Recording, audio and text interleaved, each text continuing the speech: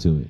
What is up, guys? It's your boy Jay-Z Bottom Lip, and today I'm going to explain how Goro works as a cameo. I feel like a lot of people don't understand how Goro works as a cameo, and a lot of times anytime that you see Goro being played, it's usually just to make armor safe or to jail your armor wake up and continue your turn, which is essentially what he does.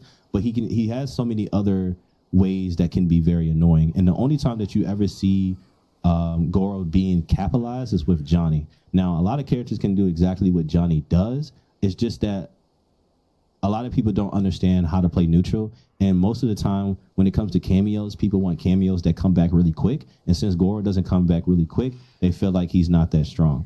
And obviously, we can tell he's very strong by people who play Johnny and Goro or just Johnny in general, right? So anyway, I wanted to break down how Goro works. And the reason why I was making this video is because I just remembered that, like, what he can really do, which I'm about to show you. So, like, Goro's really good at strings that have gaps. He can actually cover those for you now. Now, there's other cameos that can do it, like Striker and Cyrax and, you know, Sector. You just have to learn the timing. But Goro's timing is very easier. Plus, on top of that, on the contrary, he also makes you plus. If you do it correctly. So, like, even though this is +1, I can make this plus to where my opponent really can't do anything about it. See how I can jump right after I do that? And I can create mind games off of it. This is essentially like what Goro does. So, like, if something is plus, especially like sweeps, he can make them even more plus, like maybe like +10 all the way up to like +15 if you done correctly. Another thing that he does is that he can, you know, cover things that have gaps. So, like, this string in particular has a gap, right? Or if I wanted to do something like this, I can't, right? If I wanted to create like a mind game and stuff like that, this has a gap in it. I can't do this no longer. See how he just made that like jail for me? If I really wanted to, like, if I didn't want my opponent to armor there, I can do things like that. And I can also break their armor as well, if done correctly, as you just see. So Goro has many different reasons why he's good.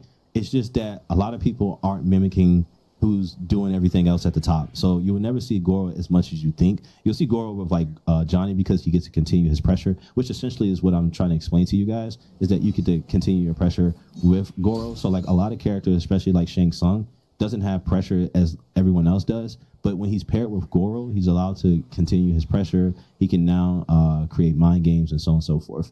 But the reason why I like using Goro with Ashrah is because I'm really good at shimmying my opponent, which leads me into grabbing my opponent and then getting an easy, you know, combo off. And I get free jumping, and there's nothing they can do about it. Like, if they armor right there, they're going to eat another 30% or more. So it's essentially really good for Ashrah. And then on top of that, I can switch from dark to light mid combo. I don't think any other, I think that you can, though. I think you could do it with like Cyrax, Sector, and Striker as well. But it's really good with this because your opponent can't armor. Now, I believe the only one that can't armor is probably Cyrax, but Sector and Striker, your opponent can. You'll just be taking a trade. But if you don't want to take the trade and you're down life and you're trying to make a comeback, you definitely want to use Goro for that reason. You can do things like this, and then you can punish your opponent and stuff like that. That's really good. And then on top of that, you can also make things that are super unsafe, that are that, like, yeah, like, it's rewarding to do this right here if they do get hit, but if they don't get hit, then you're eating something. And if you don't want to deal with that type of mind games, you can just play Goro, and you can do things like that to make yourself safe. If you want, you can also do things like this,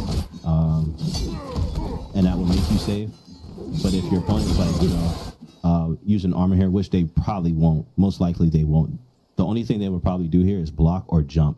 That's the only two things they're going to do here. And even if they block, they're going to crouch, and they're just going to lose their turn, because by the time that they're unblocking or uncrouching, you're plus. It's kind of like Serena. Like, yeah, you can't punish Serena full screen, but after you're done ducking, your opponent is +40. So it's something to think about as well. And then on top of that, what I really like is that I can also chip out my opponent. Obviously, like Tanya does, I can do things like this, and I can make it safe. Hold on.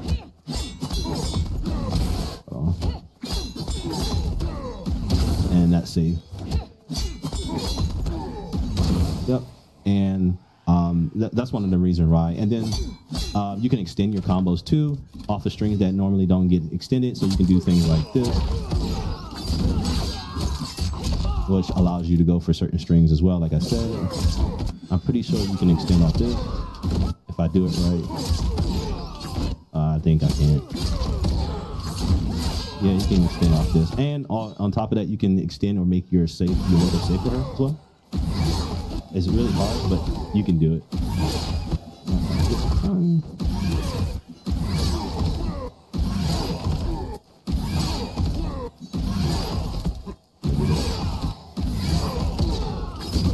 And you can extend your combo.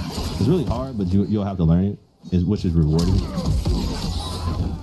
So that's really what's really good about him too.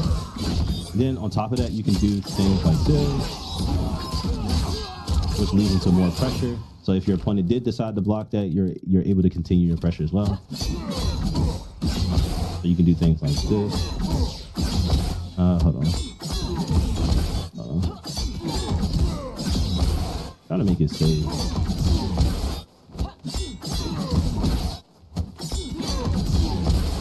I'm trying to break his armor. Oh, I think I know. I don't think I can with this string. I tried to. But yeah, you can do things like that as well.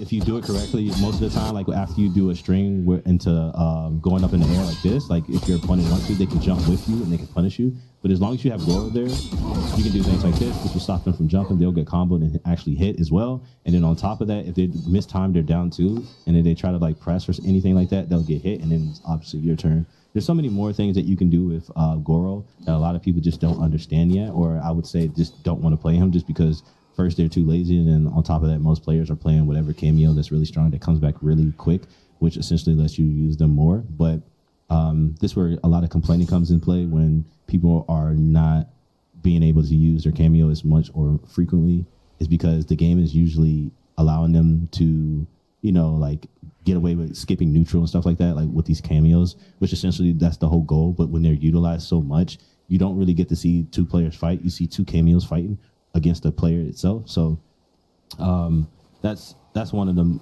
downfalls to Goro, I feel like. And that's just how it's going to be for NRS games, because a lot of times people don't want to play as much neutral, or they just lack it, so they cover it up with cameos. But anyway, that's really about it with Goro. Goro's really strong character though, like certain strings that have gaps, his whole goal is to cover those for you and then continue your pressure. And then certain strings that leave you like -3, -5, -6, -7, so on and so forth, you can now be plus after them, or even just safe itself. And that's the whole idea. Sometimes you just want to chip out your opponent and continue to pressure them. You can do things like that. I didn't go for that. You can also extend your combo off of this string. And you can actually get a full combo off that as well. There's no reason really to do that, but I mean, if you decide to, you can do that. Especially in purple is really good. And then on top of that, when you do your pressure into purple, you can now create different mind games into it. So like, trying to get it. So like, hold on. Turn it off really quick. So now you can do things like this, and then continue your pressure. But if you wanted to, you can use Goro to make this safe for you as well, like while you're going in and out of darkness. You can do that as well. So like,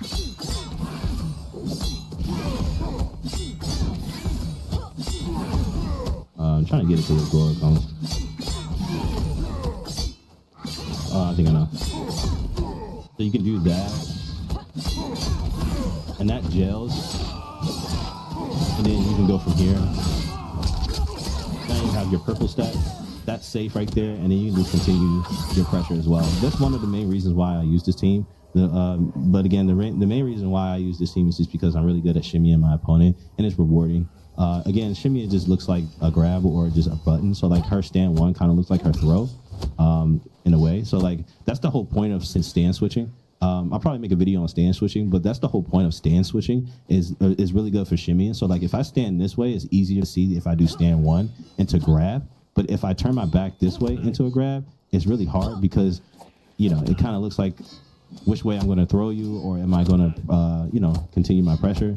So like that's the whole point of stance switching. Most people don't use stance switch, but stance switching is good for that main reason. Just because animation wise, it looks like something else and it covers up. It's like covering or not covering up.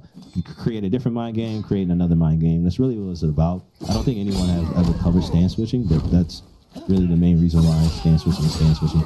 I know like in the old Mortal Kombat, it was really good for playing against command grab characters where you would do a stance switch and it would kind of like OS the command grab and you didn't have to deal with it, especially with like mid command grabs or just high command grabs in general. They were really strong, but that's about it for this video. I just wanted to explain Goro to you guys. He's a really strong character and I recommend more people play him and come up with more different setups and game plans with him. Anyways, it's your boy Jay-Z Bottom Lip. I'm out.